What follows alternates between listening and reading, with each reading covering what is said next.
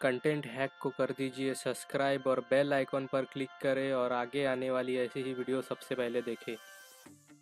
Hello दोस्तों, इस video में मैं आपको बताने वाला हूँ कि कैसे हम महाडीबीटी पे अपना ऑनलाइन रजिस्ट्रेशन कर सकते हैं और साथ ही में मैं आपको ये भी बताऊंगा कि कैसे हम इस पे अपने स्कॉलरशिप का फॉर्म भर सकते हैं। बने रहिए मेरे साथ वीडियो के एंड तक। मेरा नाम है अविराज और आप देख रहे हैं कंटेंट हैक।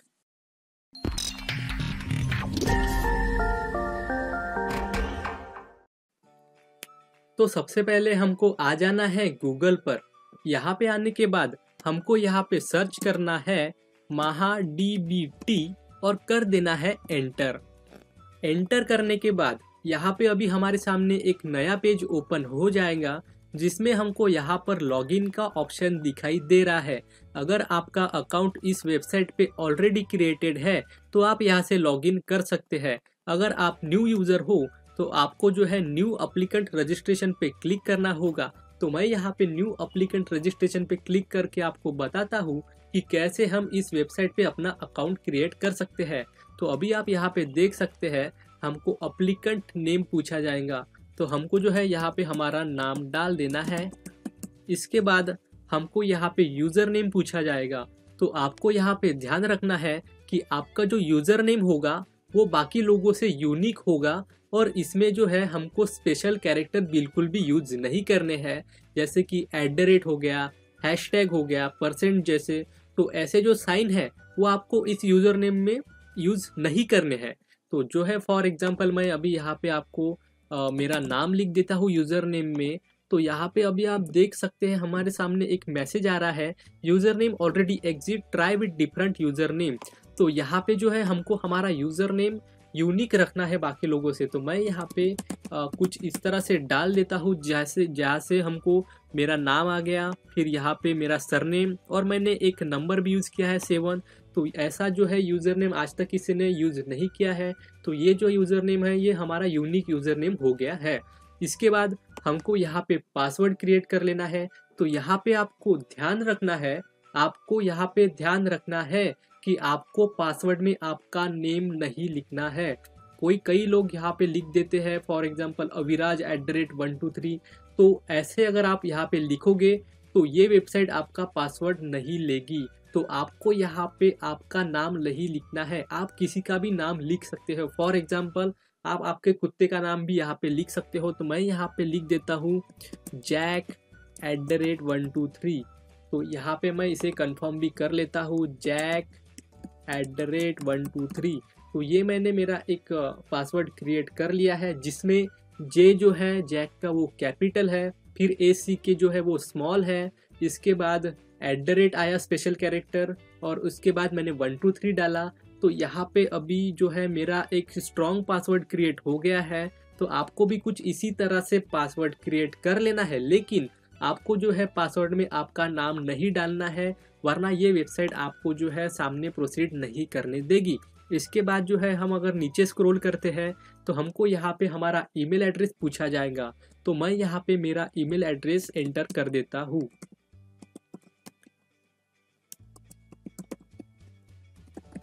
तो यहाँ पे जब हम ईमेल एड्रेस एंटर करते हैं तो हमको उसी के साइड में get OTP for email ID verification पे क्लिक करना होगा।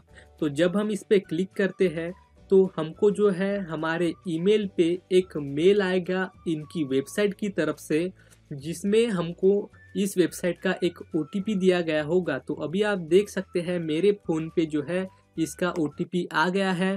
तो मैं फटाफट इसे यहाँ पे एंटर कर देता हूँ। इसके बाद जो है हम आगे की प्रोसीजर करेंगे। तो यहाँ पे अभी मैं वेरीफाई OTP कर देता हूँ और यहाँ पे ओके क्लिक कर देता हूँ। तो यहाँ पे मेरा जो ईमेल एड्रेस है वो वेरीफाइड हो गया है। इसके बाद जो है हमको यहाँ पे हमारा मोबाइल नंबर डाल देना है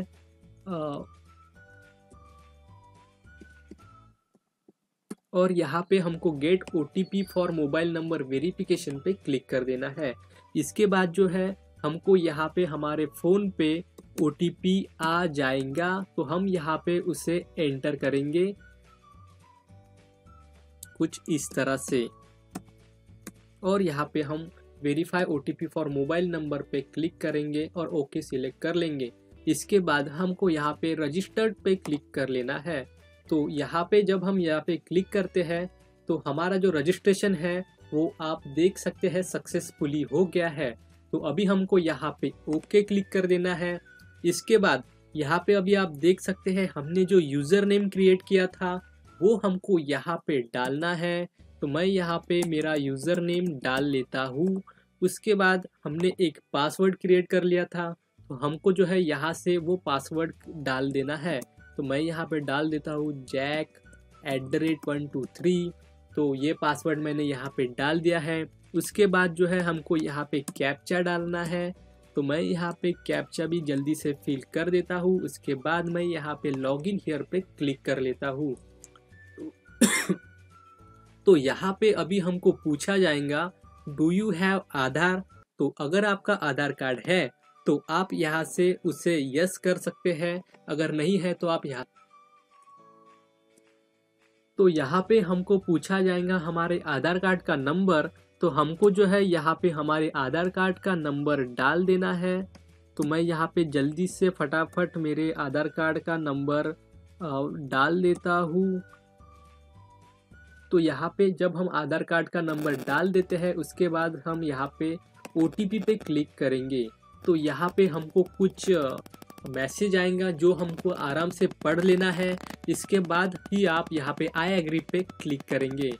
तो मैंने ये पढ़ लिया है तो मैं इसे आई एग्री पे क्लिक कर देता हूँ। इसके बाद जो है हमको सेंड OTP पे क्लिक कर लेना है। तो जब हम सेंड OTP पे क्लिक करते हैं तो आपने जो आधार कार्ड अपडेट कराया था उस वक्त आपने जो सिम कार्ड का नंबर आपने दिया था उसी नंबर पे ये OTP आने वाला है। तो अभी हमको जो है मेरे फ़ोन पे OTP आ गया है, तो मैं यहाँ पे उसे एंटर कर देता हूँ। उसके बाद यहाँ पे वेरीफाई OTP पे क्लिक कर लेता हूँ। तो यहाँ पे आप देख सकते हैं आधार रजिस्ट्रेशन भी सक्सेसफुल हो गया है। इसके बाद मैं ओके पे क्लिक कर लेता हूँ। तो अभी हमारा जो रजिस्ट्रेशन है वो पूरा कंप्लीट हो गया है। इसके बाद हमको यहाँ पे फिर से लॉगिन करना पड़ेगा। तो यहाँ पे हमको हमारा यूज़र नेम डालना है, यहाँ पे पासवर्ड, यहाँ पे ये वाला जो भी लेटर लिखा होगा वो, फिर हम यहाँ से लॉगिन कर देंगे।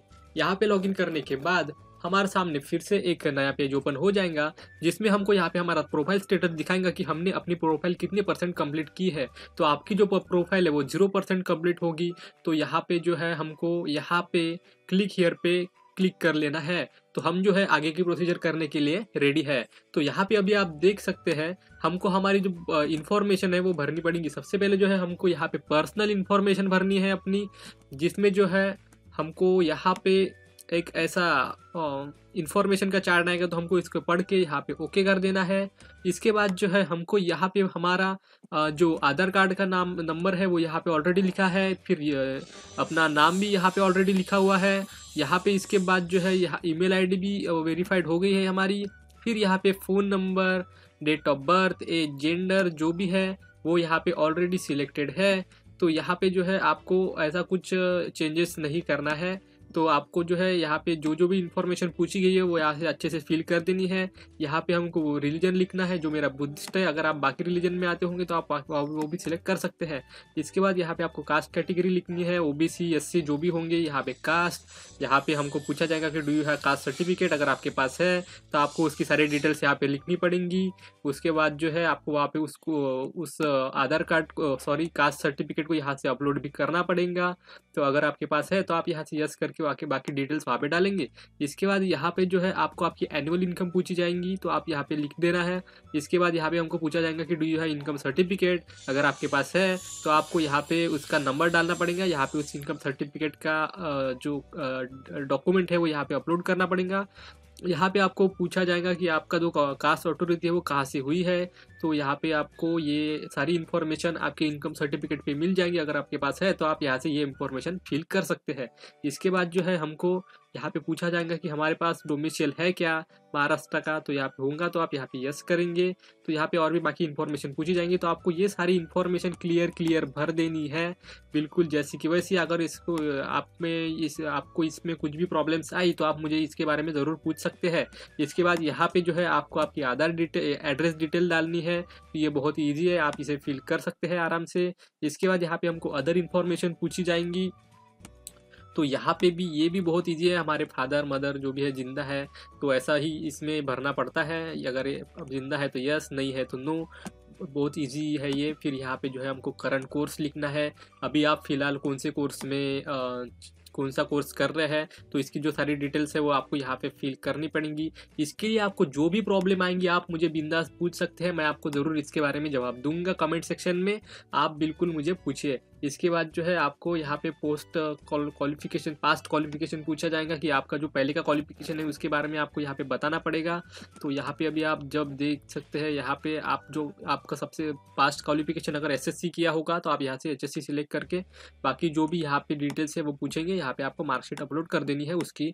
इसके बाद जो है यहाँ पे आपको हॉस्टल डिटेल पूछा जाएगा। मैं आपको यहाँ पे एक सलाह दूंगा कि आप अगर आप हॉस्टल पर भी रहते हो तो आप यहाँ से डे स्कॉलर डालें ताकि आपकी जो स्कॉलरशिप हो आपको ज़्यादा मिलेंगी। अगर आप हॉस्टलर डालोगे तो शायद आपको थोड़ी स्कॉलरशिप कम मिल सकती है, ऐसा मैंने खुद एक्सपीरियंस लिया है इसलिए मैं आपको बता रहा हूँ, वरना आप हॉस्टलर भी डाल सकते हैं। इसके बाद जो है आप यहाँ से सेव कर देंगे तो आपका जो पूरा रजिस्ट्रेशन है वो पूरा रेडी हो गया है। इसके बाद जो है अभी मैं आपको बताऊँगा कि कैसे हम स्कीम के लिए अप्लाई कर सकते हैं, स्कॉलरशिप के लिए अप्लाई कर सकते हैं।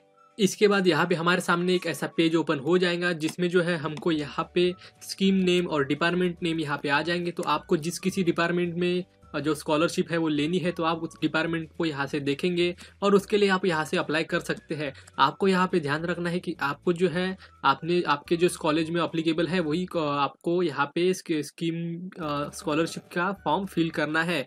तो इसके बाद जो है मैं आपको यहाँ पे बता देता हूँ, अगर आपको जो है रिन्यूअल के लिए फॉर्म भरना है तो आपको जो है अप्लाई करने के बाद आपको वहाँ पे पूछा जाएगा कि आपका जो फॉर्म है वो रिन्यूअल के लिए है या फिर नॉर्मली, मतलब जैसे पहली बार भर रहे हैं तो आप जो अगर आप रिन्यूअल के लिए डाल रहे होंगे तो आप वहाँ से रिन्यूअल ही सिलेक्ट करेंगे। उसके बाद वहाँ पे बहुत ही इजी वे में आपको जो है पता चल जाएगा कि बहुत ही इजी वे है, बाकी जो फॉर्म्स भरने की है वो बहुत ही ईजीएस्ट वे में आप वहाँ से भर सकते हैं। यहाँ पे जो है मैं आपको एक और चीज़ बता दूँ कि हमको उसके लिए सबसे पहले यहाँ पे डिक्लेरेशन फॉर्म जो है उसे डाउनलोड कर लेना है। आपको जिस किसी भी डिपार्टमेंट का डिक्लेरेशन फॉर्म है वो यहाँ पे आपको जो है पहले यहाँ पे उसको सेट करना है। इसके बाद जो है आपको यहाँ पे स्कीम का नाम यहाँ पे आ जाएगा। फॉर एग्जांपल अभी मैं यहाँ पे लिख देता हूँ जस्टिस स्पेशल डिपार्टमेंट। तो यहाँ पे जो है हमको ये यहाँ पे नीचे एक डिक्लेरेशन फॉर्म आएगा, वो हर किसी के लिए अप्लाई नहीं होता, लेकिन